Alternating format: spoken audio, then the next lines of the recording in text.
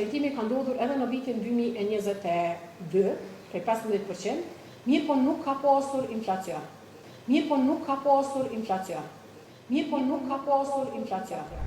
Ka pasur edhe analiza nga burimet të pavarura që kanë folur për ndikimin e rritjes së çmimit të energjisë elektrike në inflacion.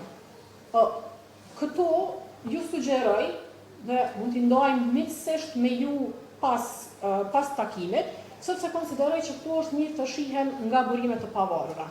Sa i përket shtentimit për 15%, shtetimi ka ndodhur edhe në vitin 2022, prej 15%, mirë po nuk ka pasur inflacion.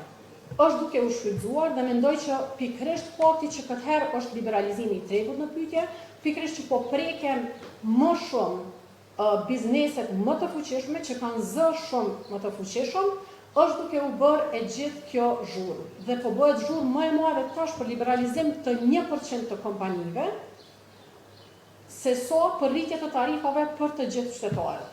Dhe në këtë temë po dua ta qartësoj edhe një gjë, se ota ekonomike, që sot tentoj t'i bllokonte rrugët, po thot shtyheni procesin dhe ne do të përgatitemi për një vit.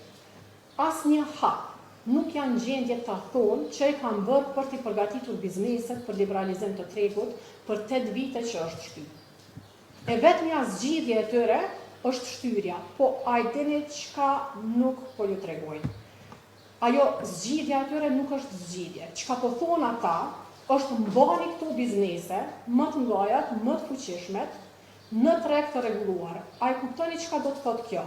Kjo do të thotë që këto të hyjnë në tarifat për të gjithë ne, që të ketë një rishikim tarifor, që të arritën tarifat të gjithë familjeve, të gjitha 99% të tjera të bizneseve. Oda ekonomike i çdo është me tregu pse menon për 1%, e lobon për 1% në kurrez të 99% të bizneseve të tjera që janë më të vogla, që janë më pak fuqishme. Për qytetarët nuk po i pyesim se nuk po mendojnë.